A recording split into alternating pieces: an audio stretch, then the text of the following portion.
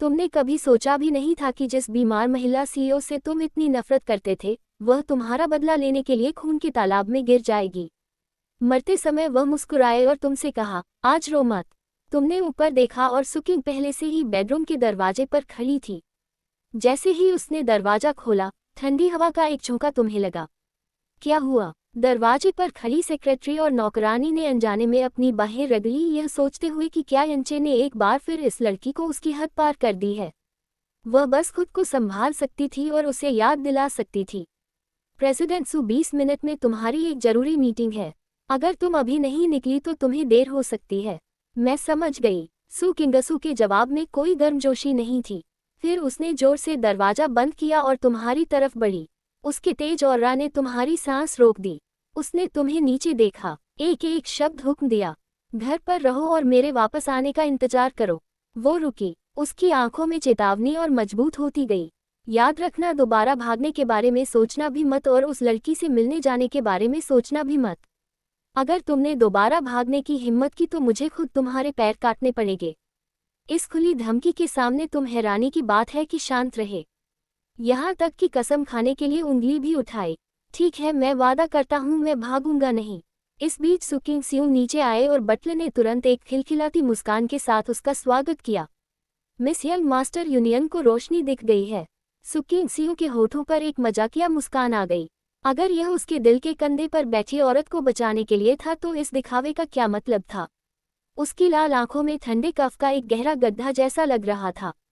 अरे, तुम्हें यकीन दिलाने वाली एक्टिंग करनी चाहिए। बेहतर होगा कि तुम हमेशा एक्टिंग कर सको। बटलर वांग उसे इस तरह देखकर अजीब तरह से कांप गया। उसकी रीढ़ की हड्डी में एक ठंडक दौड़ गई। इस बीच तुमने अभी अपना फोन उठाया ही था कि तुमने अपने भाई जीबो के सवालों की बौछार देखी। तुमने तुरंत वापस कॉल किया। जैसे ही कॉल कनेक्ट हुई, जीबो की घबराई हुई आवाज गूंजी। यूंजी गुयान के साथ तुम्हारी शादी कैसी चल रही है? क्या वो औरत तुम्हारी सुहागरात तुम्हारे साथ बिताने को तैयार है? तुमने गहरी सांस ली। तुम्हारी आवाज थकान से भर गई थी। शादी कैंसिल कर दी गई।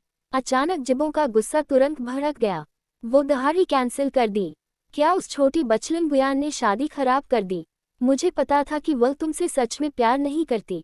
इस शादी को देखो, तुम्हारे रिश्तेदारों और दोस्तों को भी आने की इजाजत नहीं थी। ये बहुत बुरा है। वह सच में तुम्हारे लिए खड़ी हो रही है। अचानक तुम्हारे दिमाग में एक सीन आया। जब गुयान बीमार थी तो तुम उसकी दवाई खरीदने के लिए बाहर भागी। तभी दूसरे क्लास में इसने चुपके से दवाई देते हुए तुम्हें पकड़ लिया। गुयान को डर था कि उनका रिश्ता सबके सामने आ जाएगा, इसलिए उसने सबके सामने तुम्हें जोर से थप्पड़ मारा और घमंड से बोला, यूंचे मैं तुम्हें पसंद नहीं करता। क्या तुम प्लीज मुझे परेशान करना बंद कर सकते हो?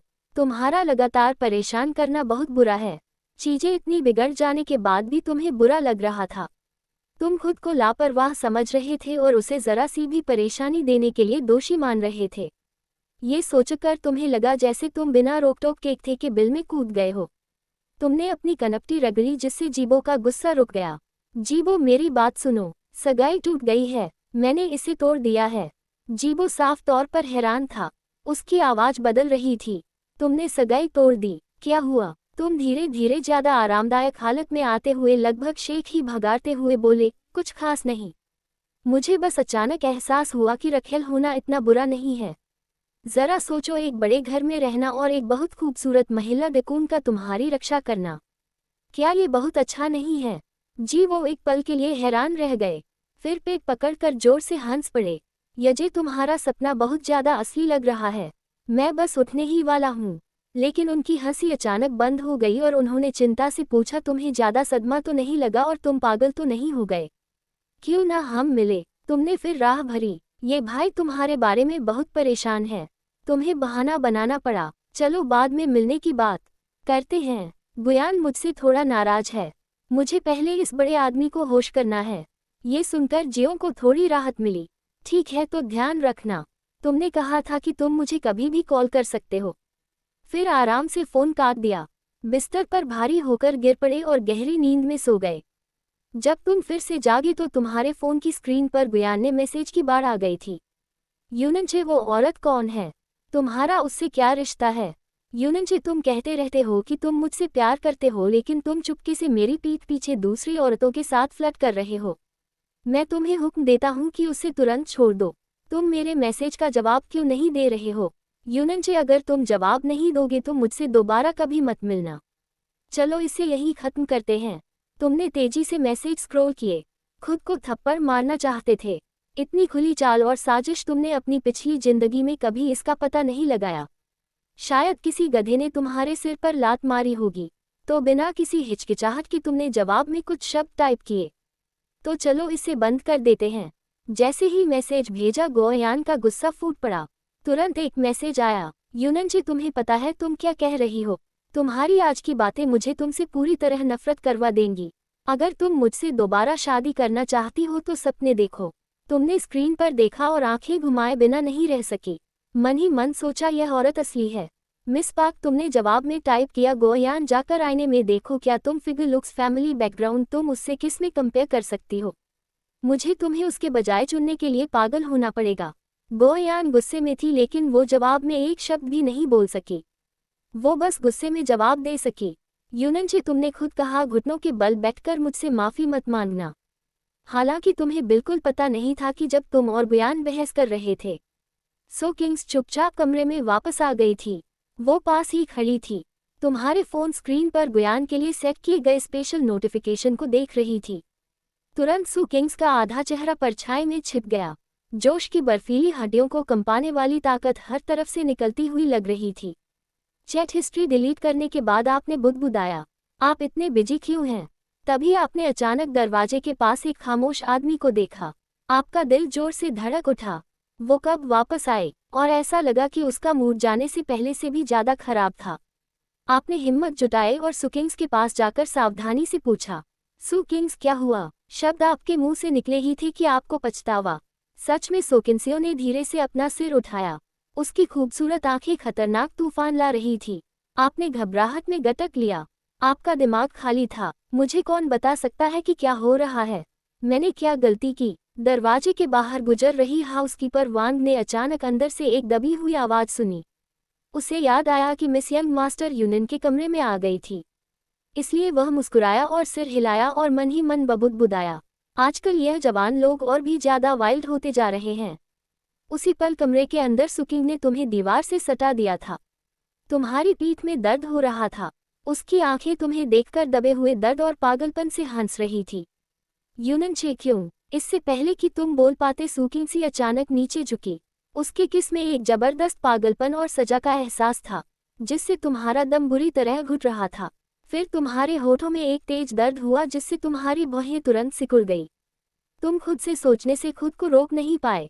क्या सू किंग सीता है? जैसे ही तुम सोच रहे थे कि वो तुम्हें जाने क्यों नहीं दे रही है, तुम्हारी तरफ से थोड़ी सी गर्मी लेते हुए वो अचानक रो पड़ी। तुमने भौहें चढ़ाई, क्या हुआ? लेकिन सू किंग्सू ने कोई जवाब नहीं दिया। इसके बजाय उसने तुम्हें जबरदस्ती सोफे पर धकेल दिया। यंचे, तुम्हें ये याद है तुम सू किंग्सू के आदमी हो। तुम्हें कोई नहीं छीन सकता। मैं ही तुम्हारे पास हूँ, वो गुयान नहीं। उसके साथ रहने के बारे में सोचना भी मत। फिर पागलपन और अयाशी की एक और दोपहर आई। अचानक तुमने सू किंग को अपने कान में फुसफुसाते हुए सुना, अपना दर्द दबाते हुए। आज क्यों? जब तुम एक्टिंग कर रहे हो, तुम बस एक्टिंग क्यों नहीं कर सकती थी? तुम्हें उससे कांटेक्ट क्यों करना था? लेकिन उस पल तुम पूरी तरह से परम सुख में डूबी हुई थी, और तुम्हारे पास उन शब्दों के अंदरूनी मतलब के बारे में सोचने की एक्स्ट्रा एनर्जी नहीं थी। जब तक सू किंग शू बाथरूम में नहीं गई और अंदर से पानी बहने की आवाज नहीं आई, तब तक तुम्हें देर से एहसास नहीं हुआ कि सू किंग शू का पागलपन भरा बर्ताव इसलिए था क्योंकि उसे गोयान के साथ तुम्हारे सीक्रेट कांटेक्ट के बारे में पता था। कोई हैरानी नहीं कि तुमने फर्श से अपने कपड़े उठाए और पहन लिए, गलती से अपने घाव को खींच लिया और दर्द से हांफने लगी। सू किंग शू अभी बाथरूम से बाहर आई ही थी कि जोशिश अपना फोन हाथ में लेकर आगे बढ़ा। सू किंग शशु, यह आज दोपहर गोयान के साथ मेरी चैट हिस्ट्री है। मैं मानती हूँ कि मैंने उससे कांटेक्ट किया था, लेकिन हमारे बीच बिल्कुल भी कंफ्यूजन नहीं है। सू किंग शू अपने फोन के कंटेंट को घूर रही थी। उसका एक्सप्रेशन साफ तौर पर हैरान था। जल्दी करो, अपनी लॉयल्टी का वादा करो। सू किंग शू, मैंने सोच लिया है। मुझे अब गुयान पसंद नहीं आएगा। मैं तुम्हारी बात मानकर तुम्हारे साथ रहूंगा और तुम्हारा अच्छा आदमी बनने की पूरी कोशिश करूंगा। सू किंग शू को तुम्हारी बातों से साफ तौर पर तसल्ली मिली और जोश, इनकी ताकत पूरी तरह खत्म हो गई थी। उसके सेक्सियाए लाल होठ तुम्हारे कान से छू गए। उसकी सांसें फिरोजी रंग की तरह नीली थी। आर्चा, अगर तुम्हें एक्टिंग करनी है तो एक्टिंग करते रहो। अगर आज जो हुआ वो कोई गलतफहमी नहीं होती तो मैं तुम्हारे सारे कम्युनिकेशन डिवाइस काट देता। तुमने बेबसी से सोचा, ठीक है, लगता है सुकिंगशू को अब भी लगता है कि मैं एक्टिंग कर रहा हूँ, लेकिन यह नॉर्मल है। आखिर तुम देश छोड़ने से पहले उससे बहस कर रहे थे और अब तुम बुयान से शादी करने के लिए बेताब हो। कोई हैरानी नहीं कि उसने खबर सुनते ही अपनी बिजनेस डील छोड़ दी और शादी में चोरी करने के लिए वापस भागी। तुमने आह भरी और उसे सीरियसली देखा। सुकिंगशू, मुझे पता है कि अभी तुम्हारे लिए यह मानना मुश्किल है कि मैं सच्ची हूँ, लेकिन मैं तुम्हें भविष्य में अपनी सच्ची भावनाएं दिखाऊंगी। अचानक तुम्हारी बातें सुनकर सुकिंगशू के चेहरे पर सीरियसनेस आ गई। क्या सच में उसका कोई भविष्य है? इस समय तुमने उसके कंधे पर काटने के निशान को देखा और तुम्हें ठंड लग गई। ओ, मुझे तुम्हारे कंधे के घाव पर कुछ दवा लगाने दो। तुमने मन ही मन खुद को कोसा। मैं बहुत बेरहम था, मेरी हिम्मत कैसे हुई उसे काटने की। लेकिन सुकिंगशू बिल्कुल भी गुस्से में नहीं लग रही थी। इसके बजाय वह और भी ज्यादा एक्साइटेड हो गई, इसलिए उसने तुम्हें नीचे धकेल दिया। एक लंबी जोशीली मुलाकात के बाद तुम्हें पूरी तरह थका हुआ छोड़कर यूकिंग हाथ में कॉन्ट्रैक्ट लेकर नाइट गार्डन में आए और बटलिलवांग से पूछा, बटलिलवांग, प्रेसिडेंट सू कहाँ है? कंपनी में एक अर्जेंट मामला है जिसके लिए मेरी परमिशन चाहिए। बटलिलवांग मुस्कुराए और जवाब दिया, मिस अपने कमरे में आराम कर रही हैं। वो इस समय भी आराम क्यों कर रही हैं? यूकिंग की आवाज में चिंता थी। क्या प्रेसिडेंट सू की तबीयत ठीक नहीं है? बटलिलवांग ने हल्के से खांसा। नहीं, उनकी तबीयत ठीक नहीं है, वह बस थोड़ी थकी हुई हैं।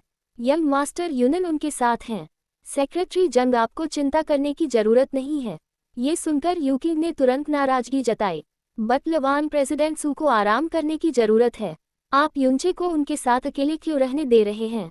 ये बहुत खतरनाक है। बटलिलवांग ने हाथ हिलाया। सेक्रेटरी जंग, यंग मास्टर यूनान बहुत बदल गए हैं, वो मिस पर हाथ नहीं उठाएंगे, आप बेफिक्र रहें। यूकिंग ने उसे शक से देखा, ये सोचकर कि युनचे जिसकी शादी सुकिंगशू ने लूट ली है उससे नफरत करेगा। वो सुकिंगशू को इतनी अच्छी नज़र से कैसे देख सकती थी? तभी सुकिंगशू धीरे धीरे ऊपर से नीचे उतरी। उसके लंबे काले बाल उसकी छाती पर आसानी से लहरा रहे थे, जिससे एक शांत और खूबसूरत एहसास हो रहा था। सुकिंगशू नीचे गई और पूछा, क्या बात है? यूकिंग तुरंत अपने ख्यालों से बाहर आ गई। मिसू, बात ऐसी है, उसने कंपनी की सिचुएशन सच सच बताई। सुकिंगशू ने सिर हिलाया। तो चलो उनकी कंपनी की ज़रूरतों के हिसाब से आगे बढ़ते हैं।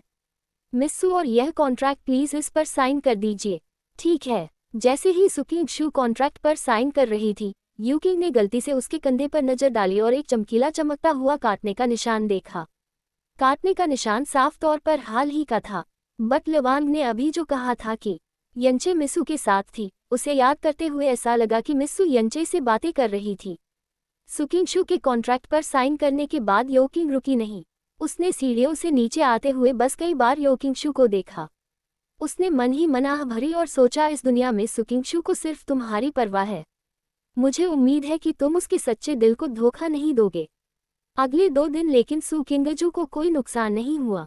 उस शाम तुमने सू किंगजू को बेडरूम में सोफे पर आराम करते हुए एक फाइनेंशियल मैगजीन पलटते हुए देखा। वो अभी अभी नहाई थी और उसकी खूबसूरती पानी से निकले कमल जैसी थी जो तुम्हें लुभा रही थी। आखिरकार तुमने अंदर जाने की हिम्मत जुटाई। उसने तुम्हारी तरफ देखा। क्या बात है? तुमने पूछा, लेकिन फिर हिचकिचाए। तुम उससे आज़ादी मांगना चाहते थे, लेकिन इससे बेशक उसकी जवानी की भावना को ठेस पहुंचती। तो जो शब्द तुम्हारी जुबान पर थे वे अचानक बदल गए। तुम्हारे बाल अभी भी गीले हैं, ये तुम्हारी सेहत के लिए अच्छा नहीं है। चलो मैं इन्हें सुखा देती हूँ। उसने हेयर ड्रायर उठाते हुए कहा। उस औरत के मुलायम बाल तुम्हारी उंगलियों से बह रहे थे। तुम्हें अचानक एहसास हुआ कि सू किंगजू के बाल भी खूबसूरत थे, काले और घने। तुमने पहले कभी ध्यान नहीं दिया था, तुम सच में अंधे थे। लेकिन जैसे ही उसके बाल सूखे, अगले ही पल सू किंगजू के मुलायम शरीर ने तुम्हें बिस्तर पर दबा दिया। उसके बाल तुम्हारे चेहरे पर गिरे जिनसे एक बहुत अच्छी खुशबू आ रही थी। इस पोजीशन में तुम इतने टेंशन में हो कि तुम्हें साफ साफ सुनाई दे रहा था कि तुम निकल रहे हो। फिर सुकिंगसियो तुम्हारी ठुड्डी उठाती है। उसकी सांसें फूल रही थी। आज तुम मेरे लिए बहुत अच्छे हो, मैं सच में तुम्हें खा जाना चाहती हूँ। वो धीरे से कहती है। तुम्हारे दिल में उम्मीद की एक किरण उठती है, फिर भी तुम उसके हमेशा के पागलपन के बारे में सोच भी नहीं पाती। इस समय सू किंगजू की खूबसूरत आंखों में एक अजीब सा पागलपन झलकता है। इस तरह हम एक हो सकते हैं, हमेशा के लिए कभी अलग नहीं होंगे। उसका एक्सप्रेशन बहुत गंभीर है और उसकी पतली बटन जैसी उंगलियां तुम्हारे गले पर टिकी है। तुम जल्दी और कमजोरी से पूछते हो, अब मुझे खाने की कोई जरूरत नहीं है ना? मैं तुम्हें इमोशनल वैल्यू दे सकती हूँ। क्या तुम्हें मेरा जीता जागता सांस लेना पसंद नहीं है? सू किंगजू की आंखें तुरंत गहरी हो जाती है। वो धीरे से कहती है, लेकिन मुझे बहुत डर लग रहा है। डर है कि यह सिर्फ एक सपना है और जब मैं जागूंगी तो तुम फिर भी मुझसे बचना चाहोगे। हालांकि वह अचानक फिर मुस्कुराती है। ठीक है, तो मैं तुम्हें वह मौका देती हूँ। ये देखकर कि वह अच्छे मूड में लग रही है, तुम जल्दी से मौका पाकर पूछते हो, सुकिंगजू क्या तुम मुझे आज़ादी दे सकती हो? उस औरत का सुस्त दौरा तुरंत गायब हो जाता है। सिर्फ कभी ना खत्म होने वाली ठंडक रह जाती है। उसकी आवाज़ बर्फ जैसी थी।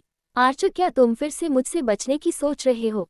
सुकिंगजू का हाथ तुम्हारे शरीर पर फिरा, आखिर में तुम्हारे एडमम्स एप्पल पर आकर रुका, उसे धीरे से सहलाते हुए, जैसे अगर तुमने कविता का एक भी शब्द बोलने की हिम्मत की तो वह बिना किसी झिझक के तुम्हारी गर्दन तोड़ देगी। तुम्हारा दिमाग तेजी से चलने लगा और तुमने तुरंत समझाया, सुकिंगू मुझे बस उम्मीद है कि तुम मुझे इस विला में बंद नहीं रखोगी। बेशक मैं अभी भी यही युवान में रहूंगी, लेकिन मैं स्कूल जाना चाहती हूँ, खुद को बेहतर बनाना चाहती हूँ और पैसे कमाना चाहती हूँ। मैं तुम्हें रोकना नहीं चाहती। मैं कोई ऐसा बनना चाहती हूँ जो तुम्हारे साथ कंधे से कंधा मिलाकर चल सके। सू किंगजू ने शांति से जवाब दिया, क्या मैं किसी ऐसे इंसान की तरह दिखती हूँ जिसके पास पैसे की कमी है? तुम्हारे दिमाग में एक रोशनी कौन थी? तुम लगभग भूल ही गई थी कि तुम्हारे सामने वाली औरत पवित्र किंगडम की सबसे अमीर औरत थी, जो देश के सबसे बड़े ग्रुप को मैनेज कर रही थी और उसके पास इतना पैसा था कि तुम कई जन्मों में भी खर्च नहीं कर पाओगी। एक पल के लिए तुमने बस उसी पर गुजारा करने के बारे में भी सोचा, लेकिन फिर तुमने सोचा तुम्हारे दांत अच्छे नहीं हैं। तुम्हें अभी भी गुयान, लिनली और यन परिवार से बदला लेना है। उन्होंने तुम्हें जो दर्द दिया है उसका 1000 गुना बदला तुम्हें चुकाना होगा। तुम्हारी पैदाइशी सोने की उंगली ऐसे बर्बाद नहीं हो सकती। तो तुमने एक के बाद एक बातें की। तुम लड़कियां पैसे कैसे कमाती हो? सुकिंगू ने कहा, मैं तुम्हें सपोर्ट करने के लिए पैसे कमाऊंगी। अचानक सुकिंगजू सच में मान गई। तुम चुप हो गए। सच में तुम भाग नहीं सकते थे। तुमने पहले भी अनगिनत बार कोशिश की थी, लेकिन तुम कहीं भी छिप जाओ, वो तुम्हें ढूंढ ही लेती थी। जब तक वह खुद को जाने नहीं देती, तुम इस जिंदगी में कभी नहीं भाग पाओगे। हालांकि तुमने उम्मीद नहीं की थी कि सुकिंगू को मनाना इतना आसान होगा। लेकिन आर्चर, मेरी कुछ शर्तें हैं। उसकी आवाज़ फिर से गूंजी। पहली, तुम्हें दूसरी औरतों से दूरी बनाकर रखनी होगी। याद रखना, तुम एक शादीशुदा आद हो। कोई बात नहीं, तुम बिना किसी हिचकिचाहट के मान गए। दूसरी बात, वो रुकी, मेरे कमरे में आओ और उसी बिस्तर पर सो जाओ। इस बार तुम हिचकिचाए। रात में सोना तुम्हारे लिए आराम का एक बहुत कम मिलने वाला पल था। सुकिंगू जैसी औरत के साथ सोना जिसका नेचर बहुत ज्यादा बिगड़ा हुआ हो, बहुत ज्यादा स्ट्रेसफुल होगा। इसके अलावा उसकी इच्छाएं बहुत ज्यादा थी। तुम्हें डर था कि तुम्हें खून बहेगा। जैसे ही तुम मना करने वाली थी, सुकिंग ही खतरनाक तरीके से अपनी आंखें खोल ली। तुम अचानक सावधान हो गई। तुम्हारी जिंदा रहने की आदत जाग गई। मैं तैयार हूँ। सुकिंगजू की आंखों में एक चमक आ गई। तुमने कमजोरी से पूछा, क्या कोई तीसरा है? सुकिंगू ने जवाब नहीं दिया। इसके बजाय वो नीचे झुका और धीरे से तुम्हारे एडमम्स एप्पल को काटा। उसकी आवाज़ तभी हुई और साफ नहीं थी। तीसरा। इस वक्त सुशिंगश्व ने तुम्हारा हाथ पकड़कर धीरे से अपनी पतली कमर पर रख दिया। तुम्हें बस एकदम से गर्म सा फील हुआ, लेकिन पूरा बॉडी वीक पड़ गया और तुम बस बेड पर बेजान जैसे पड़े रहे। अंदर ही अंदर तुम बहुत फ्रस्ट्रेट थे। सोच रहे थे, यार मैं भी एक मर्द हूँ, फिर हर बार बेड पर ऐसा क्यों लगता है जैसे मुझे कंप्लीटली कंट्रोल कर लिया गया हो। रात ऐसे ही निकल गई। अगले दिन जब तुम नीचे आए तो पैर इतने वीक थे कि लग रहा था हवा में चल रहे हो। तभी बटलर वांग ने तुम्हें देखा और उसकी स्माइल एकदम सस्पिशियस हो गई। वो पास आकर बोला, young master Yunan madam already office चली गई हैं और स्पेशली कह कर गई हैं कि आप थक गए होंगे, इसलिए अच्छे से रेस्ट करिएगा। ये जो सूप है ना, मर्दों के लिए बहुत पावरफुल है। यह मेरा सीक्रेट रेसिपी है। मैं खुद भी कई बार पी चुका हूँ। नॉर्मली मैं किसी को नहीं देता। ये सुनते ही तुम्हारा फेस रेड हो गया। तुम जल्दी से खांसी करके बोले, अब मुझे शायद इसकी जरूरत नहीं है। लेकिन बटलर वांग ने ऐसी स्माइल दी जैसे सब समझ गया हो। यंग मास्टर मैडम की डिमांड ज्यादा है। मुझे पता है आप थोड़ा हैंडल नहीं कर पा रहे। मैं एक्सपीरियंस्ड हूँ। मेरे सामने शर्माने की जरूरत नहीं। तुम्हें लगा जमीन फट जाए और तुम उसमें घुस जाओ। इतना एम्बरेसिंग मोमेंट। लेकिन फिर तुमने सोचा कि सुशिंगश्व के सामने अपनी रिस्पेक्ट और ईगो वापस लानी है। इसलिए जो मना करने वाले वर्ड्स थे वो वापस अंदर चले गए। आखिर तुमने हिम्मत करके एक मार्टिर जैसा एक्सप्रेशन बनाया और पूरा सूप एक ही बार में पी लिया। बटलर वान खुश होकर बोला, यंग मास्टर, मैं ये सूप रोज बनाऊंगा। 1 हफ्ते तक लगातार पियोगे तो कमाल हो जाएगा। तुम अंदर से इतने डिप्रेस थे कि कुछ बोलने का मन ही नहीं था। ब्रेकफास्ट खत्म ही हुआ था कि तुम्हारे दोस्त चीबो का नॉनस्टॉप फोन कॉल आ गया। फोन कनेक्ट होते ही उस तरफ से उसके दोस्त की लाउड आवाज गूंज उठी। यूचे भाई, तू कर क्या रहा है? इतने दिनों से गायब है, मुझे तुझसे मिलने भी नहीं दिया गया। कहीं सच में किसी रिच गर्ल ने तुझे हाउस अरेस्ट तो नहीं कर दिया? हम दोनों बेस्ट फ्रेंड्स हैं भाई, मुझसे भी नहीं बता सकता। तुम फोन के उस पार उसकी नॉनस्टॉप बकबक सुनकर बस हेल्पलेस फील कर रहे थे। अच्छा शांत हो जा, मैं थोड़ी देर में मिलता हूँ। वैसे भी मुझे यू फैमिली के पास जाकर उनसे सारे रिलेशंस ऑफिशियली खत्म करने हैं। कॉल कट करने के बाद तुम बटलर वैन की तरफ मुड़कर बोले, कोई ऐसी कार है क्या जो मैं स्टाइल मारते हुए बाहर ले जा सकूं? बटलर वैंग तुरंत रिस्पेक्टफुली झुक गया। Of course young master. उसके बाद वो तुम्हें गराज ले गया। तुम पहली बार उस जगह आए थे और सामने का सीन देखकर तुम्हारी आंखें खुली की खुली रह गई। एक से बढ़कर एक लग्जरी सुपर कार्स लाइन में खड़ी थी। रोल्स रॉयस एफ फटंगानी हेचरा और भी डेंजरस लुकिंग कार्स सब मेटेलिक शाइन में एकदम बीस्ट लग रही थी। तो मुश्किल से थूक निगल कर बोले, ये सब मैं चला सकता हूँ। बटलर वैंग मुस्कुराकर बोला, यंग मास्टर, ये सब ओरिजिनली आपकी ही कार्स हैं। मेरी कार्स। तुम शॉक में फ्रीज हो गए। यंग मास्टर, क्या भूल गए? मैडम ने ये सब आपको लास्ट मंथ बर्थडे गिफ्ट के तौर पर दिया था। उसकी बात सुनते ही तुम्हें 1 महीने पहले का सीन याद आ गया। सु क्विंशव ने तुम्हें एक रेड गिफ्ट बॉक्स दिया था जो कार की से बोला हुआ था, लेकिन तुमने गुस्से में वह बॉक्स जमीन पर फेंक दिया था और बोला था कि तुम्हें उसके दिए हुए किसी भी गिफ्ट में इंटरेस्ट नहीं। ये याद आते ही तुम्हारा मन किया कि टाइम ट्रैवल करके अपने पुराने वाले खुद को 2 जोर के थप्पड़ मार दो। इतना एटीट्यूड दिखाने की आदत कब जाएगी? और सिर्फ इतना ही नहीं, सुक्विंशु ने तुम्हें एक ब्लैक कार भी दी थी जिसे तुमने कभी यूज नहीं किया। लेकिन एक बार गुएन ने दिखावा करने के लिए एक्सपेंसिव डिनर पार्टी दी और बिल लाखों के आसपास पहुंच गया। उसके पास पैसे नहीं थे और रोते हुए उसने तुम्हें बुला लिया। तुम्हारे पास भी पैसे नहीं थे। पहले तो तुमने ब्लैक कार्ड यूज करने से मना कर दिया, लेकिन उसके आंसू देखकर तुम मान गए और पेमेंट कर दी। लेकिन बैड लक से यह बात सोशु को पता चल गई। गुस्से में उसने सिर्फ कार्ड बंद नहीं किया बल्कि उसके बाद तुम्हें 1 रुपया तक देना भी बंद कर दिया। अब तुम्हारा हाथ सामने खड़ी कोनिग्सेक की ठंडी बॉडी पर चला गया और तुमने धीरे से कहा, इतनी रेयर कार है, अगर इसे बेचा जाए तो शायद बाइंग प्राइस से भी ज्यादा मिले। बटलर वैंग फिर भी काम स्माइल के साथ बोला, यंग मास्टर, यह कार आप चला सकते हैं लेकिन बेच नहीं सकते। हाँ, अगर आपको कुछ खरीदना हो तो मैं तुरंत पेमेंट अरेंज करवा देता हूँ। ऑफ कोर्स यंग मास्टर, लेकिन अगर आप दूसरी औरतों को गिफ्ट्स देने के लिए पैसे यूज करना चाहते हैं तो वह अलाउड नहीं है। तुमने गहरी सांस ली। लगता है रिच लाइफ जीना भी इतना इजी नहीं होता। आखिर खुद पैसे कमाने पड़ेंगे। तभी बटलर वैंग एक बड़ा सा किचन लेकर आया। यंग मास्टर, बताए आज कौन सी कार चलानी है? तुम्हारी नज़र सीधा कोनिग्सेक पर जा टिकी। बस यही वाली। ये तो बहुत ही कूल लग रही है, मैं इसे ट्राई करना चाहता हूँ। बटलर वैंग ने तुरंत कीज तुम्हें दे दी। तुम ड्राइवर सीट में बैठे और उस लग्जरी कॉकपिट का फील लेते ही एक्साइटेड हो गए। जैसे ही तुमने एक्सीलरेटर दबाया, इंजन की धमाकेदार आवाज पूरे गराज में गूंज उठी और कार तीर की तरह बाहर निकल गई। पीछे से एक मेबक क्वाइटली फॉलो कर रही थी। बट लवन को शायद तुम्हारी सेफ्टी की टेंशन थी, इसलिए वह खुद पीछे आ रहा था। कुछ देर बाद तुम जीबो के अपार्टमेंट के नीचे पहुंच गए। जैसे ही सुपर कार रुकी, आसपास के लोग तुरंत देखने लगे। हर किसी की नज़र उस बीस्ट कार पर टिक गई। तुम कैजुअली कार के साइड लीन होकर खड़े हुए और फोन निकालकर मैसेज भेजा, आई एम हियर, नीचे आ जा। ओके, आ रहा हूँ। थोड़ी देर में जीबो मुंह में ब्रेड दबाए सीढ़ियों से भागता हुआ नीचे आया। लेकिन जैसे ही उसकी नज़र उसकी कार पर पड़ी, उसके मुंह से ब्रेड सीधा जमीन पर गिर गया। भाई, तू सीरियसली रिच बन गया क्या? और 1 मिनट, तू इतना हैंडसम कैसे लग रहा है? तुमने कॉन्फिडेंस से बाल पीछे किए। बस ठीक ही हूँ, थोड़ा बहुत नेचुरली हैंडसम हूँ। जीबो ने आंखें घुमाई। हाँ, ज्यादा हीरो मत बन। फिर वो मजाक में बोला, वैसे एक बात बताऊं, जो लड़की तुझे मिली है ना, वो काफी पजेसिव लगती है। ऐसे वाइब आ रही है जैसे वो चाहती हो कि तेरी नज़र सिर्फ उस पर ही रहे। जीपू ने अपनी बाहों को रब किया जैसे उसे अजीब सा फील हुआ हो, लेकिन अगले ही सेकंड उसने खुद को समझा दिया कि शायद वो ओवरथिंकिंग कर रहा है। फिर सीरियस टोन में बोला, वैसे भाई वो लड़की सच में तुझे बहुत पसंद करती होगी, इतनी एक्सपेंसिव कोनेक से गिफ्ट कर दी। तुझे भी अच्छा बिहेव करना चाहिए। अगर सब सही रहा तो फ्यूचर में फुल लग्जरी लाइफ सेट हो जाएगी और फिर तुझे गोयान जैसे टॉक्सिक लोगों की टेंशन भी नहीं लेनी पड़ेगी। तुमने हल्का सा सिर हिला दिया। जीबो तुरंत एक्साइटेड होकर बोला, अब जल्दी कर और मुझे भी इस मॉन्स्टर कार में राइड पर ले चल, और फिर तुझे उन लोगों के फेक फैमिली इमोशन से मैनिपुलेट भी नहीं होना पड़ेगा। जीपो ये सुनकर एकदम शॉक हो गया।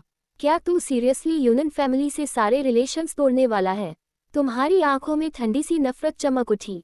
उन्होंने कभी मुझे बेटा या भाई माना ही नहीं, तो मैं क्यों उन्हें अपना फैमिली समझूं?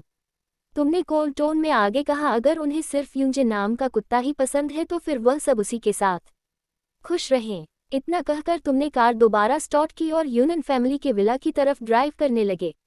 रास्ते में तुम्हारी नज़र एक कंस्ट्रक्शन वर्कर पर पड़ी जो साइकिल चला रहा था। तुमने बिना सोचे उसे 10,000 यूनियन देकर उसके कपड़े और साइकिल खरीद लिए। फिर एक साइड जगह जाकर तुमने जल्दी से वो पुराने कपड़े पहन लिए। थोड़ी देर बाद तुम यूनियन फैमिली विला के पास रुक गए। बटलर वैंग तुरंत गाड़ी से उतरकर रिस्पेक्टफुली बोला, यंग मास्टर कोई ऑर्डर? तुमने कामली जवाब दिया, मैं यूनियन फैमिली के पास जा रहा हूँ, उनसे रिलेशन खत्म करने। तुम लोग साथ आओगे तो दिक्कत होगी, यहीं वेट करो। बटलर वैंग ने बिना क्वेश्चन किए तुरंत सिर झुका दिया। साइड में खड़ा जीबो कंफ्यूज्ड होकर बोला, पर भाई रिलेशन तोड़ने जा रहा है तो ये गरीबों वाला डिस्गाइज क्यों? तुम्हारे लिप्स पर हल्की सी स्मक आ गई। ओहो, अब समझा, मुझे पहले क्यों नहीं पता था कि तू इतना स्मार्ट है? तुमने धीरे से जवाब दिया, स्मार्ट नहीं, बस उन लोगों को बहुत अच्छी तरह समझता हूँ। ये कहते वक्त तुम्हारी आंखों का एक्सप्रेशन एकदम डार्क हो गया। उसके बाद तुमने कॉनिक्सेक्स से एक ओल्ड फैशन ब्लैक ग्लासेस निकाले और पहन लिए। फिर उस पुरानी साइकिल पर बैठकर धीरे धीरे विला एरिया के गेट की तरफ बढ़े। जैसे ही तुम गेट पर पहुंचे, सिक्योरिटी गार्ड ने तुरंत तुम्हें रोक दिया। वह तुम्हें ऊपर से नीचे तक देखकर नाक चढ़ाकर बोला, ये हाई क्लास विला एरिया है, कोई मजदूर टाइप आदमी अंदर नहीं जा सकता। तुमने एक्सप्रेशनलेस फेस के साथ बस इतना कहा, मैं यूनियन 6 हूँ, यूनियन फैमिली का बड़ा बेटा। गार्ड एक सेकंड के लिए फ्रीज हो गया। वह पास आकर तुम्हें ध्यान से देखने लगा। कुछ देर बाद उसे फाइनली याद आया कि यह फटे कपड़ों वाला आदमी सच में यूनियन फैमिली का एल्डेस्ट सन है। उसके फेस का रेड एक्सप्रेशन तुरंत सिंपैथी में बदल गया, लेकिन तुम्हें उसकी रिएक्शन से कोई फर्क नहीं पड़ा। तुमने बस कामली पूछा, अब मैं अंदर जा सकता हूँ? गार्ड ने तुरंत साइड होते हुए कहा, जी यंग मास्टर प्लीज अंदर आइए। और इस तरह तुम वह पुरानी साइकिल चलाते हुए धीरे धीरे यूनियन फैमिली के लग्जरियस विला एरिया के अंदर एंटर कर गए। विला एरिया के अंदर एंटर करते ही पीछे बटलर वैन मेबक चला रहा था और जीबो स्कूल कोनिक सेट को ड्राइव करते हुए तुम्हारे पीछे आ रहे थे। कुछ ही देर में तुम यूनियन फैमिली के विला के सामने पहुंच गए। तुमने साइकिल का ब्रेक पैर घसीट कर लगाया और सीधा गेट पर रुक गए। गेट पर खड़ा सिक्योरिटी गार्ड भी पहले तुम्हें पहचान नहीं पाया। वो कंफ्यूज होकर बोला, तुम कौन हो? तुमने एक हाथ पॉकेट में डाला और बिना एक्सप्रेशन के जवाब दिया, यूनियन से बड़ा बेटा। आइडेंटिटी कंफर्म करने के बाद गार्ड ने मन मारकर गेट खोला। चाहे वो तुम्हें कितना भी नीचा समझे, ऑफिशियली तुम अभी भी यंग फैमिली के एल्स सन थे। तुम उस पुरानी साइकिल को धक्का देते हुए अंदर चले गए। इस घर में तुम्हारी पोजीशन सर्वेंट से भी बुरी थी। तुम्हें सबसे खराब सर्वेंट रूम दिया गया था। यहाँ की लाइफ तो ऑर्फनेज से भी ज़्यादा पेनफुल थी। कम से कम ऑर्फनेज में सब बच्चे इक्वल थे, कोई तुम्हें मेंटली टॉर्चर नहीं करता था। तुम्हारे लिप्स पर एक सेल्फ मॉकिंग स्माइल आ गई। कितना स्टूपिड था मैं। जब तुम्हें यंग फैमिली वापस लेकर आई थी तब तुम कितने खुश हुए थे। तुम्हें लगा था फाइनली तुम्हारे पास पेरेंट्स होंगे, एक सिस्टर होगी, एक कंप्लीट फैमिली होगी, लेकिन रियलिटी में तुम्हें सिर्फ ऐसे लोग मिले जो हर वक्त तुम्हें इंसल्ट और टॉर्चर करते रहे। तुम सीधा लिविंग रूम में घुसे और पूछा, यंचांग और जयांग शोकिन कहाँ है? गेट गार्ड ऑलरेडी तुम्हारे आने की न्यूज़ दे चुका था, इसलिए सर्वेंट्स को पता था कि तुम वापस आए हो। एक मेड रिस्पेक्टफुली बोली, सर और मैडम बिजी है, अभी घर पर सिर्फ सेकंड यंग मास्टर है। तुमने कोल्ड टोन में कहा, जाकर उन्हें बता दो कि मैं वापस आ गया हूँ। ये कहकर तुम सीधा सॉफ्ट लेदर सोफा पर बैठ गए। एक सर्वेंट हेजिटेंट एक्सप्रेशन के साथ पास आया, यंग मास्टर, शायद पहले आप क्लीन क्लोथ से चेंज कर लें, अगर मैडम ने आपको इस हाल में देख लिया तो वह गुस्सा हो जाएंगे। सवेंस को सबसे अच्छी तरह पता था कि जियांग शोकिन अपने ही बायोलॉजिकल सन से कितनी नफरत करती है। लेकिन तुम बस हल्की सी स्माइल के साथ बोले, मैं तो चाहता हूँ वो गुस्सा हो। जितना ज्यादा गुस्सा हो सके उतना बेटर। दूसरी तरफ यंजान को कंपनी में जैसे ही तुम्हारे वापस आने की खबर मिली वो इंस्टेंटली फ्यूरियस हो गया। वो नालायक वापस आने की हिम्मत कैसे कर सकता है? इतना कैपेबल बनता था ना। जब से किसी रिच फैमिली में घर जमाई बना है तब से वह हमारे यूनियन फैमिली का हिस्सा नहीं रहा। जियांग शुकिन को जैसे ही तुम्हारे वापस आने की न्यूज़ मिली वह भी गुस्से से भर पड़ी। कार में बैठते ही वह कंप्लेन करना स्टार्ट कर दी। मैं तो पहले ही कह रही थी कि उसे ऑर्फनेज से वापस नहीं लाना चाहिए था। ऐसी जगह पर बड़ा हुआ लड़का बिना माँ बाप के रोज गरीब लोगों के साथ रहने वाला, उससे और क्या एक्सपेक्ट कर सकते हैं? वह गुस्से में बोलती गई। लेकिन तुम ही थे जो बोल रहे थे कि अपने बायोलॉजिकल सन को बाहर नहीं छोड़ सकते। जबरदस्ती उसे घर ले आए। अब देख लो उसने घर में कितनी प्रॉब्लम्स क्रिएट की।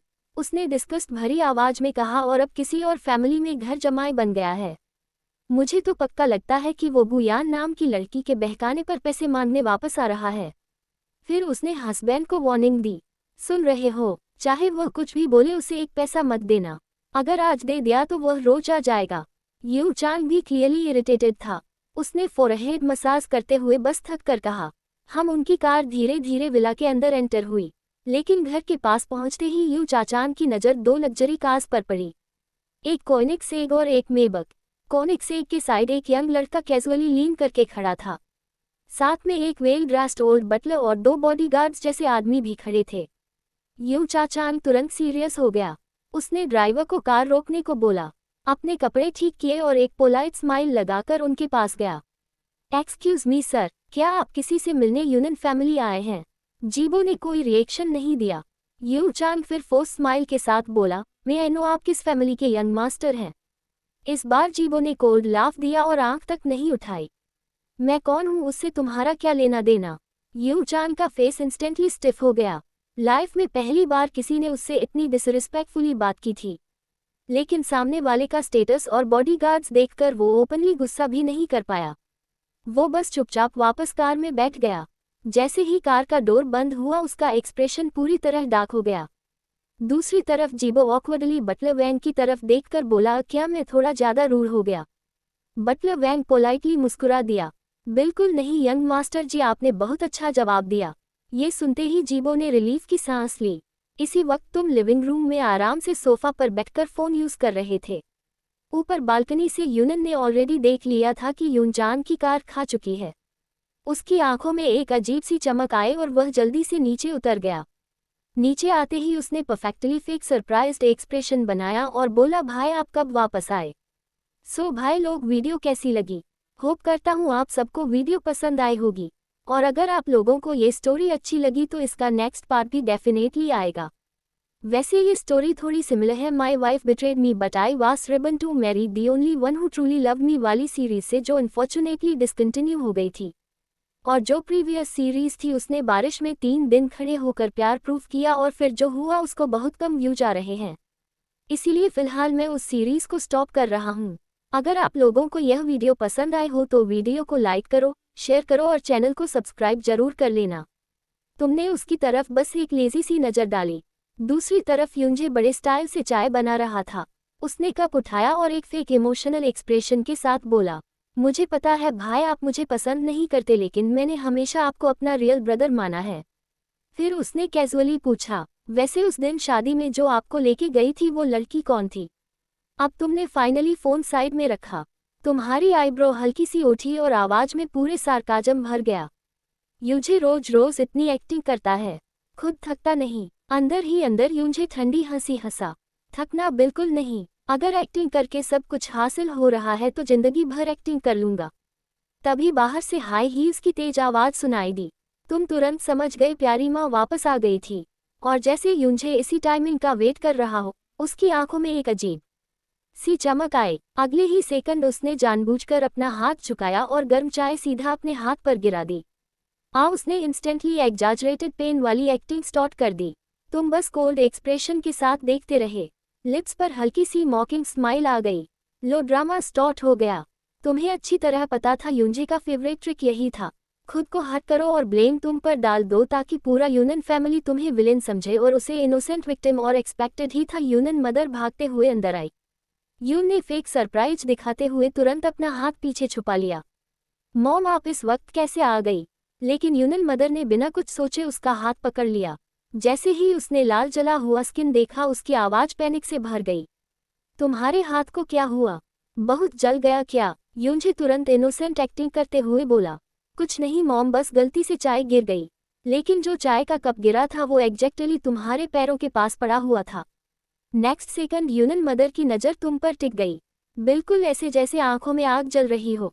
वो गुस्से में चिल्लाए, क्या ये सब यूनजे ने किया है? मॉम नहीं भाई की कोई गलती नहीं, कप मेरे हाथ से खुद स्लिप हुआ था। यूनजे अभी भी फेक डिफेंडिंग एक्ट कर रहा था, लेकिन यूनन मदर और फ्यूरियस हो गई। अभी भी तुम उसकी साइड ले रहे हो। शाओजे तुम उसे अपना भाई मानते हो, लेकिन उसने कभी तुम्हें अपना भाई माना? उसका फेस प्योर एंगर से भर गया। वो तो हमेशा से तुमसे नफरत करता है, शायद तो ये भी चाहता है कि तुम मर जाओ।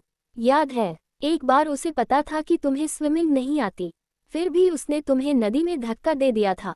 अगर लोग टाइम पर नहीं आते तो तुम कब के मर चुके होते। तुम शुरू से एंड तक सोफा पर आराम से बैठे रहे, बिल्कुल किसी आउटसाइडर की तरह इस पूरे फैमिली ड्रामा को एंजॉय करते हुए। तुम्हारे मन में एक ही थॉट चल रहा था, पहले मुझे कभी समझ क्यों नहीं आया कि मेरा यह अच्छा भाई इतना बड़ा एक्टर है। इसे तो सीधा ऑस्कर मिलना चाहिए। तभी यूजे ने परफेक्ट टाइमिंग पर अपनी नज़र झुका ली और उदास आवाज में बोला, मॉम मैं तो बस अडॉप्टेड हूँ। इतने सालों तक मैंने भाई की जगह ले रखी। अगर वो मुझे पसंद नहीं करते तो वह नॉर्मल बात है। उसने वीक स्माइल दी। शायद अगर मैं ये घर छोड़ दूं तो भाई और आप लोगों का रिलेशनशिप बेटर हो जाए। आप लोगों को मेरी वजह से लड़ना भी नहीं पड़ेगा। यूनन मदर का दिल तुरंत पिघल गया। शाहूजे ये क्या बकवास कर रहे हो? हमने तुम्हें खुद पाला है, तुम हमारे लिए बायोलॉजिकल सन से कम नहीं हो। तुम्हारी सिस्टर्स भी तुम्हें रियल ब्रदर की तरह ट्रीट करती हैं। बेवजह मत सोचो। फिर उसकी नज़र इंस्टेंटली तुम पर टिक गई। अगर किसी को ये घर छोड़ना चाहिए तो वही युझे है। वो गुस्से में चिल्लाए, युझे जल्दी शाहजे से माफ़ी मांगो। तुम बस ठंडी हंसी हंसे माफ़ी, ठीक है जब यह मर जाएगा तब इसकी ग्रीफ पर जाकर माफ़ी बोल दूंगा। पहले वाला यूनजे शायद यूनन मदद के सामने डरे डरे रहता था, लेकिन अब वह सब खत्म हो चुका था। तुम्हारी यह सीधी कॉन्फ्रंटेशन देखकर यूनन मदर का फेस गुस्से से लाल हो गया। उसने हाथ उठाया जैसे तुम्हें थप्पड़ मारने वाली हो, लेकिन इस बार तुमने उसका हाथ बीच में ही पकड़ लिया। तुम्हारी आवाज़ एकदम कोल्ड थी। पहले मैं तुम लोगों की परवाह करता था, तुमसे थोड़ा सा फैमिली लव चाहिए था, इसलिए चुपचाप इंसल्ट और मार सब सह लेता था। तुम्हारी ग्रिप और टाइट हो गई, लेकिन अब मैं सब समझ चुका हूँ। अब तुम मुझे छू भी नहीं सकती। ये कहकर तुमने उसका हाथ जोर से झटक दिया। यूनन मदर की आंखें शौक से फैल गई। यझे तुम्हारी हिम्मत कैसे हुई मेरे साथ ऐसे बिहेव करने की? तुम्हारे लिप्स पर कोल्ड स्माइल आ गई। क्यों, क्या कर लोगी? साइड में खड़ा युझे ये सब देखकर अंदर ही अंदर कंफ्यूज था। यह इतना बदल कैसे गया? लेकिन अगले ही सेकंड उसके माइंड में एक इविल थॉट आया। चलो अच्छा है, जितना ये ड्रामा करेगा मॉम डैड उतना ही इसे हेट करेंगे और मेरी पोजीशन इस घर में उतनी ही स्ट्रांग होती जाएगी। तब तक साइलेंट खड़े यूनन फादर भी फाइनली बोल पड़े, यूनजे यह अपनी माँ से बात करने का तरीका है। तुमने सीधा काउंटर किया। क्या उसने कभी मुझे रिस्पेक्ट दिया? फिर मैं क्यों दूं? ये कहकर तुम दोबारा लेजी स्टाइल में सोफा पर बैठ गए। तभी यून मदर की नज़र तुम्हारे डर्टी कंस्ट्रक्शन वर्कर क्लोथ से पर पड़ी और उसका एक्सप्रेशन इंस्टेंटली बदल गया। यझे ये क्या पहन रखा है? क्या तुम सच में कंस्ट्रक्शन साइट पर काम करने लगे हो? तुमने बिना टेंशन लिए पैर टेबल पर रख दिए, दोनों हाथ सर के पीछे ले जाकर एक केयरलेस पोज बनाया। तुम बिल्कुल केयरलेस स्टाइल में सोफा पर फैले हुए बैठे थे, जैसे किसी चीज़ की टेंशन ही ना हो। हाँ तो पैसे नहीं थे, इसीलिए कंस्ट्रक्शन साइट पर काम करना पड़ा। थोड़ा लिविंग एक्सपेंसेस और कॉलेज फीस कमानी थी। तुमने डेलिबरेटली कैजुअल टोन में बोला, वैसे मैं इस बार यहाँ पैसे लेने ही आया हूँ। यूनन मदर इंस्टेंटली कोल्ड लाफ करने लगी। मुझे पहले ही पता था यूननचे, तुम अब गौ फैमिली के घर जमाई बन चुके हो। तुम्हारा यूनन फैमिली से कोई रिलेशन नहीं रहा और हम तुम्हें एक पैसा भी नहीं देंगे। तभी बड़ी सिस्टर यूनन किंगवान और सेकंड सिस्टर यूनन किंग यान भी घर लौट आई। जैसे ही उन्होंने सुना कि तुम पैसे मांग रहे हो, दोनों डिस्गस्ट से तुम्हें देखने लगी। कितना शैमलेस है ये? तुमने ठंडी नज़र से पूरी फैमिली को देखा और काम टोन में बोला, मैं तुम्हारा बायोलॉजिकल सन हूँ। तुम लोग खुद लग्जरी लाइफ जीते हो, एक्सपेंसिव फूड खाते हो और तुम्हारा असली बेटा कंस्ट्रक्शन साइट पर मजदूरी करता है। तुम्हारी आंखों में सार्काज़म चमका। अगर यह बात बाहर मीडिया में चली गई तो लोग क्या कहेंगे? तुम हल्की सी स्माइल के साथ बोले, अडॉप्टेड सन को प्रिंस की तरह ट्रीट करते हैं और रियल सन को सर्वेंट से भी बदतर। वाह, क्या परफेक्ट रिच फैमिली इमेज है। यूनन मदर गुस्से से काम गई। तुम हमें थरेटन कर रहे हो। तुमने इनोसेंट एक्सप्रेशन बनाया। थरेटन बिल्कुल नहीं, मैं तो बस आप लोगों को रिमाइंड कर रहा हूँ कि रेपुटेशन कितनी इम्पोर्टेंट होती है। तुमने सिस्टर्स की तरफ देखा। सेकंड सिस्टर सेलिब्रिटी है, डैड एंटरटेनमेंट कंपनी चलाते हैं। अगर मीडिया को पता चल गया कि आपका बायोलॉजिकल सन सिर्फ 300 यूनिट पर मंथ पर सर्वाइव करता था तो हेडलाइंस कितनी इंटरेस्टिंग होंगी, इमेजिन करो। तुम फेक कंसर्न के साथ बोले, मैं तो बस यूनिन फैमिली की रेपुटेशन की फिक्र कर रहा हूँ। ये सुनते ही यूनिन किंगवान का एक्सप्रेशन बदल गया। क्या सिर्फ 300 यून पर मंथ? उसके लिए 300 यूनिन तो पॉकेट मनी का भी जोक था। हाई स्कूल में उसका मंथली अलाउंस 50,000 था, कॉलेज के बाद वो 20,000 हो गया और ग्रेजुएशन के बाद फिक्स 30,000 पर मंथ, और तुम यूनिन फैमिली के रियल सन सिर्फ 300 येन में सर्वाइव कर रहे थे। उसकी आंखों में डिसबिलीफ था, तुम इतने सालों तक ऐसे कैसे जिए? इस बार यूनिन फादर भी सीरियस हो गया। उसने यूनिन मदर की तरफ मुड़कर पूछा, क्या सच में यूनचे को सिर्फ 300 यौन दिए जाते थे? यूनिन मदर का एक्सप्रेशन एक सेकंड के लिए गिल्टी हुआ, लेकिन वह जल्दी संभल गई। मैं तो बस डर रही थी कि कहीं ज़्यादा पैसे मिलने पर यह बिगड़ ना जाए। उसने जस्टिफिकेशन देना शुरू किया। वो ऑर्फनेज में बड़ा हुआ है, शायद उसके पास 10 यून भी नहीं होते थे। अगर अचानक बहुत पैसे दे देते तो ऑब्वियसली वो गलत रास्ते पर चला जाता।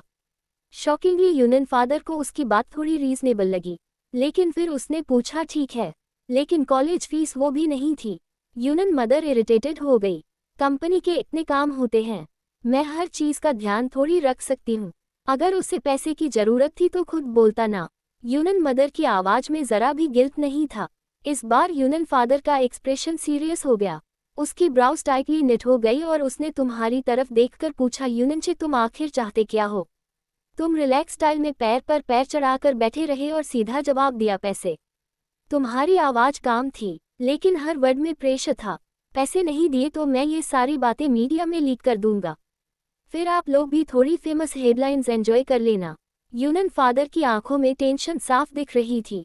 वो अंदर ही अंदर कैलकुलेट कर रहा था, अगर आज इसकी डिमांड मान ली तो यह फ्यूचर में बार बार पैसे मांगेगा।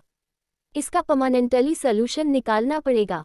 तभी यूनिन मदर फिर से चिल्लाने लगी, एक पैसा मत देना इसे। तुम धीरे से सोफा से उठ खड़े हुए और कैजुअली डोर की तरफ चलने लगे। ठीक है, फिर हेडलाइन का वेट करिए। तुमने सरकास्टिक स्माइल दी। वैसे भी अगर यह स्कैंडल किसी राइवल एंटरटेनमेंट कंपनी को बेच दूं तो उन्हें काफी मजा आएगा। यूनिन मदर का गुस्सा कंट्रोल से बाहर हो गया। आज के बाद तुम यूनिन फैमिली के गेट के अंदर कदम भी नहीं रखोगे। फिर उसने सर्वेंट्स की तरफ देखकर चिल्लाया, सब सुन लो, आज से यूनचे हमारे फैमिली का मेंबर नहीं है। अगर यह फ्यूचर में गेट पर घुटनों के बल गिरकर भी भीख मांगे तब भी इसके लिए डोर मत खोलना। रुको, अचानक यूनिन फादर की हैवी आवाज गूंजी। तुम रुक गए। उसने तुम्हारी तरफ देखते हुए धीरे से कहा, पैसे मैं दे सकता हूँ। यूनिन मदर इंस्टेंटली एक्सप्लोड हो गई। क्या इसे पैसे दोगे? बिल्कुल नहीं। लेकिन इस बार यूनिन फादर जोर से गरजा, बस चुप हो जाओ। पूरा हॉल एक सेकंड के लिए साइलेंट हो गया। फिर उसने कोल्ड एक्सप्रेशन के साथ तुम्हारी तरफ देखा, मैं तुम्हें 5 लाख युवान दूंगा। तुम्हारी आंखों में हल्की सी चमक आई, लेकिन फेस पर तुमने कुछ शो नहीं होने दिया। यूनिन फादर ने आगे कहा, लेकिन एक कंडीशन है, तुम officially relationship sevens agreement sign करोगे। आज के बाद तुम्हारा यूनिन फैमिली से कोई रिलेशन नहीं रहेगा। ये सुनते ही यूनिन मदर का मूड इंस्टेंटली काम हो गया। एक्चुअली यही तो वह हमेशा से चाहती थी, बस उसे एक ही चीज़ बोध कर रही थी। लेकिन 5 लाख थोड़ा ज़्यादा नहीं है? यूनचे जैसे यूजलेस आदमी को इतने पैसे देने की क्या ज़रूरत? तभी बड़ी सिस्टर यूनिन क्वीन वान सडनली अपसेट होकर आगे बढ़ी। डैड, चाहे कुछ भी हो, यूनचे हमारा रियल फैमिली मेंबर है। क्या इतना एक्सट्रीम डिसीजन लेना जरूरी है? लेकिन यूनिन फादर ने उसे एक ठंडी नज़र से देखा और बोला, मैं उसे चॉइस दे रहा हूँ, फैमिली या पैसे। उसकी आवाज़ इतनी कोल्ड थी कि यूनिन क्वीन वान तुरंत चुप हो गई। दूसरी तरफ तुम्हारे अंदर तो खुशी का एक्सप्लोजन हो रहा था। एग्जैक्टली यही तो चाहिए था, लेकिन ड्रामा कंटिन्यू रखना जरूरी था। इसलिए तुमने डेलिबरेटली एक स्टेप पीछे लिया, जैसे किसी ने तुम्हारा दिल तोड़ दिया हो। तुम्हारी आवाज़ हल्की सी कांप रही थी। आप लोग मुझे यूनियन फैमिली से निकालना चाहते हो। यूनियन फादर का एक्सप्रेशन बिल्कुल स्टोन जैसा था। अगर पैसे चाहिए तो साइन करो, वरना आज तुम्हें यहाँ से एक पैसा भी नहीं मिलेगा। उसके नज़रिए से, यूनियन फादर के नज़रिए से देखा जाए तो 500 युवान देना ऑलरेडी बहुत बड़ा फेवर था। आखिर उसके लिए यूनचे सिर्फ यूनियन फैमिली का शेम था। लोग अक्सर इसके पीछे बातें करते थे कि उसका असली बेटा कितना यूजलेस है। उसे लगता था अगर तुम फैमिली से ऑफिशियली अलग हो जाओ तो यूनियन फैमिली की रेपुटेशन और क्लीन हो जाएगी। और वैसे भी उसके पास यूनजे था, वो बेटा जिसे वो सच में अपना मानता था। अचानक तुम जोर से हंस पड़े। हाँ, लेकिन उस हंसी में खुशी नहीं थी, सिर्फ दर्द और सरकाजम था। तुम्हारी आंखें ठंडी हो गई। यूनजे को हर महीने 2 लाख येन पॉकेट मनी मिलती है। तुमने धीरे से पूछा, और मेरी पूरी एक्सटेंस की वैल्यू सिर्फ 500 येन है। तुम्हारी आवाज़ धीरे धीरे भारी हो गई। तो तुम लोगों की नज़र में मैं सच में इतना वर्थलेस था? तुमने गहरी सांस ली, जैसे ये डिसीजन लेना बहुत पेनफुल हो।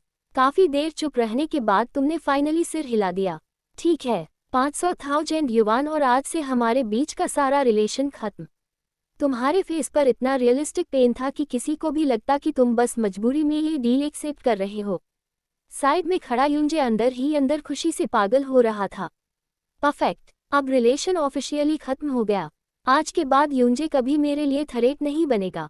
उसके मन में ग्रीड भर गई। अब पूरा यूनियन फैमिली सिर्फ मेरा होगा। थोड़ी देर बाद लॉयर एग्रीमेंट लेकर आया। तुम और यूनियन फादर दोनों ने कॉन्ट्रैक्ट साइन किया और फिंगरप्रिंट्स भी लगा दिए। एग्रीमेंट कंप्लीट होते ही तुमने अपनी कॉपी केयरफुली फोल्ड करके रख ली। यूनियन फादर ने एक चेक तुम्हारी तरफ बढ़ाया। ये 500 यूनियन है, ले जाओ। लेकिन नेक्स्ट सेकंड पूरे हॉल के सामने तुमने वो चेक हाथ में लिया और आराम से उसके छोटे छोटे टुकड़े करने लगे। सब लोग शॉक में जम गए। तुमने पूरी चेक को नेल साइज पीसेस में फाड़ दिया, फिर कैजुअली हाथ हिलाकर उन टुकड़ों को हवा में उड़ा दिया। वो कागज के टुकड़े हवा में ऐसे गिरने लगे जैसे छोटी सी स्नोफॉल हो रही हो। तुम्हें एक हाथ पॉकेट में डाले खड़े थे, फुल एरोगेंट ऑरा के साथ। तुम्हारी आवाज़ बिल्कुल क्लियर थी, तुम्हारे यूनियन फैमिली के पैसे मुझे नहीं चाहिए। हॉल एकदम साइलेंट हो गया। तुमने आगे कहा, और जो पैसे तुम लोगों ने मुझे दिए थे 300 युवान पर मंथ, 8 साल में टोटल 28,800 युवान बनते हैं। तुमने हल्की सी मॉकिंग स्माइल दी। कॉलेज फीस और बाकी एक्सपेंसेस मिलाकर मैं इसे राउंड फिगर बना देता हूँ, 1 लाख युवान। तुम्हारी आंखें डायरेक्टली यूनियन फैमिली पर टिक गई। जब मैं खुद पैसे कमा लूंगा, ये पूरे 1 लाख युवान एक एक पैसा वापस करूंगा। यूनियन फादर का एक्सप्रेशन इंस्टेंटली चेंज हो गया। उसे फाइनली समझ आ गया, आज का पूरा ड्रामा पैसे के लिए था ही नहीं। तुम्हारा असली गोल सिर्फ एक था, यूनियन फैमिली से हमेशा के लिए रिलेशन खत्म करना। मैं जा रहा हूँ। तुम्हारे लिप्स पर एक स्माइल थी, लेकिन उस स्माइल में बिल्कुल वार्मथ नहीं थी। उम्मीद करता हूँ आप सब एक हैप्पी फैमिली की तरह हमेशा खुश रहोगे। दूर की तरफ बढ़ते हुए तुम अचानक रुक गए और बिना मुड़े एक और लाइन बोली, और हाँ, अगर जानना है कि मैंने जानबूझकर यून पर चाय गिराई थी या नहीं, तो सीसीटीवी चेक कर लेना। ऑफ कोर्स तुम अच्छी तरह जानते थे इस फैमिली का ब्लाइंड ट्रस्ट यूनजे पर इतना ज़्यादा था कि शायद कोई सीसीटीवी देखने की भी ज़रूरत महसूस नहीं करेगा। सब लोग अभी भी शॉक में खड़े थे जब तुम कैजुअली मुड़कर बिना पीछे देखे यूनियन फैमिली विला से बाहर निकल गए। थोड़ी देर बाद तुम वो पुरानी साइकिल चलाते हुए मेन गेट तक पहुंचे, लेकिन सामने का सीन देखकर खुद एक सेकंड के लिए रुक गए। 2 top class luxury cars gate के बाहर खड़ी थी। बटलर वांग तुरंत रिस्पेक्टफुली आगे बढ़ा और कार का डोर खोल दिया। यंग मास्टर प्लीज, तुमने आईब्रो रेज की, तुम लोग अंदर कैसे आ गए? बटलर वांग हल्का सा स्माइल करके बोला, हम आपको सपोर्ट देने आए थे यंग मास्टर। उसकी आंखों में एडमिरेशन था। आज आपने रिलेशन तोड़कर जिस स्टाइल में एग्जिट लिया, ऑनेस्टली बहुत इम्प्रेसिव था। तुम्हारी आंखों की टेंशन थोड़ी हल्की हुई। तुमने एक बार पीछे मुड़कर उस ह्यूज लग्जरी इस विला को देखा। अंदर ही अंदर तुमने सोचा, शायद अब मेरे बिना वो लोग और ज़्यादा खुश रहेंगे। लेकिन यूनियन फैमिली विला के अंदर इस वक्त एटमॉस्फेयर बिल्कुल अपोजिट था। पूरा हॉल डेड साइलेंट था। यूनियन क्वीनवान का दिल अजीब हैवीनेस से भर गया था। उसके दिमाग में बार बार तुम्हारी वो बात घूम रही थी, 300 युवान पर मंथ। फाइनली वो चुप नहीं रह पाई। मॉम डैड, चाहे कुछ भी हो, यूनजे हमारा फैमिली मेंबर है। क्या रिलेशनशिप कंप्लीटली तोड़ देना सही डिसीजन था? लेकिन यूनियन मदर ने कोल्ड स्नॉट किया। तुम्हें सच में लगता है वो यूनन फैमिली के बिना सर्वाइव कर पाएगा? उसने कंटेम्प्ट से कहा। गुयान ने उससे शादी क्यों की? ऑब्वियसली हमारे यूनन फैमिली के पैसे की वजह से उसके फेस पर कॉन्फिडेंस था। देखते जाओ, कुछ ही टाइम में वह रोता हुआ वापस आएगा और हमसे भीख मांगेगा। लेकिन यूनन क्वीनवान का हॉट और हैवी हो गया। सच में उसे याद आया कैसे तुमने बिना हेजिटेट किए 50,000 यूनन का चेक बाहर दिया था। वो एक्सप्रेशन बिल्कुल फेक नहीं लग रहा था। ऐसा लग रहा था जैसे तुम सच में यूनन फैमिली से पूरी तरह रिलेशन खत्म करना चाहते हो। उसकी चेस्ट में अजीब सा डिस्कम्फर्ट भर गया। तभी यूनन क्वीन इरिटेटेड टोन में बोली, दीदी बस करो उसके बारे में और मत सोचो। चलो डिनर करते हैं। सब डाइनिंग टेबल पर बैठ गए। लेकिन यूनन क्विनवान ने जैसे ही टेबल पर रखे एक्सपेंसिव डिशेज देखे, उसके माइंड में एक पुरानी मेमोरी फ्लैश हुई। उसे अचानक रियलाइज हुआ, पिछले 5 सालों से तुमने कभी उनके साथ सेम टेबल पर खाना नहीं खाया था। उसे क्लियरली याद आया जब तुम 16 साल के थे, तुम्हें हेवी गोल्ड हुआ था। डिनर के वक्त तुमसे गलती से खाने पर छींक आ गई थी और सिर्फ उस छोटी सी बात पर यूनन मदर फ्यूरियस हो गई थी। उसने तुम्हें डायरेक्टली डाइनिंग टेबल से निकाल दिया था और उस दिन के बाद तुमने कभी फैमिली के साथ सेम टेबल पर खाना नहीं खाया। ये याद आते ही यूनन कुनवान को लगा जैसे सामने रखे सारे लग्जरी डिशेज का टेस्ट ही खत्म हो गया हो। तभी एक सर्वेंट घबराया हुआ भागते हुए अंदर आया। मैडम सर, बहुत बड़ी प्रॉब्लम हो गई। मैडम सर, सर्वेंट हेस्ट क्यों अंदर आया? अभी जो विला के बाहर मेबैक और कोनिक से खड़ी थी ना। यूनन फादर कंफ्यूज हो गया। हाँ तो सर्वेंट नर्वस टोन में बोला, यंग मास्टर यूनचे वो उस कोनिक सेग में बैठकर गए और उनके साथ जो सूट पहने हुए लोग थे वो सब उनके साथ बहुत रिस्पेक्टफुली बिहेव कर रहे थे। डाइनिंग हॉल एक सेकंड के लिए साइलेंट हो गया। तभी यूनजे ने हेजिटेंट एक्सप्रेशन बनाया जैसे वो कुछ इंपॉर्टेंट सीक्रेट रिवील करने वाला हो। मॉम डैड, एक्चुअली एक बात है जो मैंने अब तक आपको नहीं बताई। यूनन मदर इंस्टेंटली सीरियस हो गई। कैसी बात? यूनचे ने धीरे से कहा। ये यूनचे से रिलेटेड है। सबकी नज़र उस पर टिक गई। उसने एक डीप साई ली और बोला, एक्चुअली भाई ने सुकुन श्वे से शादी नहीं की। कल वेडिंग में अचानक एक और वुमेन आ गई थी। काफ़ी रिच लग रही थी। उसके साथ 10 से ज़्यादा बॉडीगार्ड्स भी थे। उसने परफेक्टली टाइम वर्ड एक्सप्रेशन दिया। वो डायरेक्टली भाई को वेडिंग से ले गई। फिर उसने फेक कंसर्न के साथ कहा, मॉम डैड, मुझे डर है कि भाई पैसे के लिए कोई गलत रास्ता चूज ना कर ले। पैक। यूनन मदन ने गुस्से में चॉपस्टिक टेबल पर पटक दी। ये यूनचे सच में हद पार कर रहा है। उसकी आंखों में डिस्गस्ट भर गया। पहले घर जमाई बना और अब किसी रिच वुमेन का केपमैन बन गया।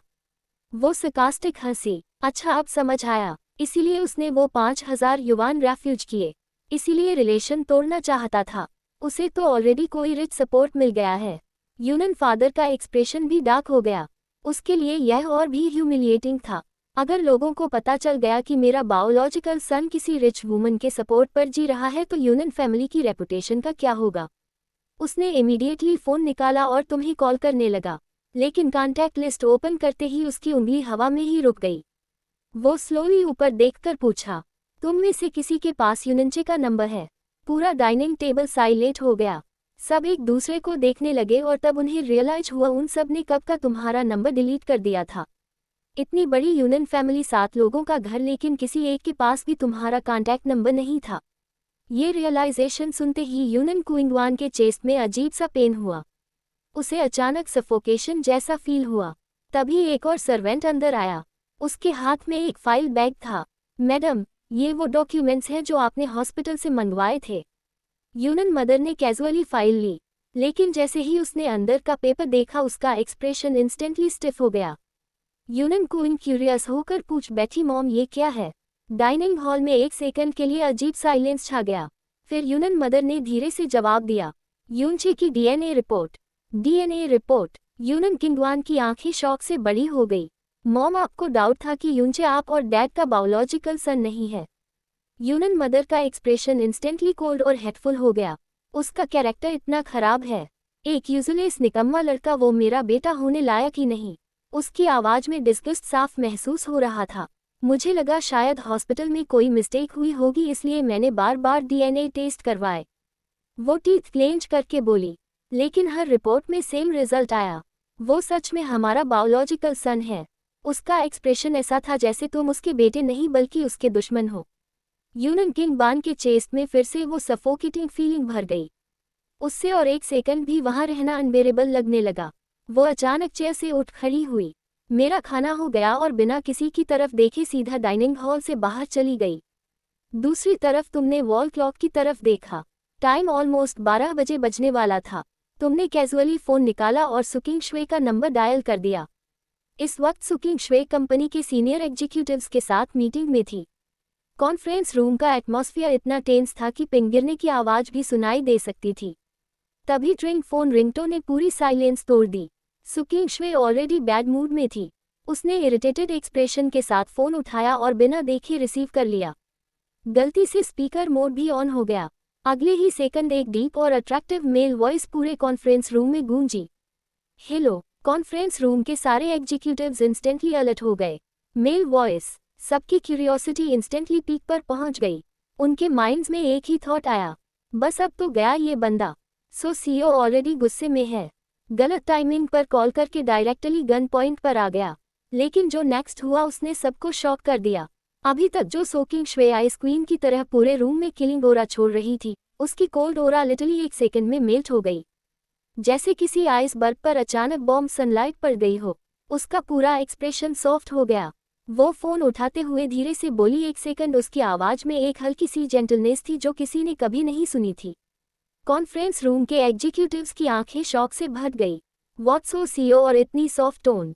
सोकिंग श्वे ने हल्की सी खांसी और कंपोस्ट होकर सबको कहा, सब लोग 10 मिनट ब्रेक ले लो, मैं एक इम्पॉर्टेंट कॉल अटेंड करके आती हूँ। ये कहकर वह जल्दी से कॉन्फ्रेंस रूम से बाहर निकल गई। हॉलवे में आते ही उसने फ़ोन ईयर के पास लगाया और उसकी आवाज़ और भी सॉफ्ट हो गई। अच्छी तुम फ्री हो गए।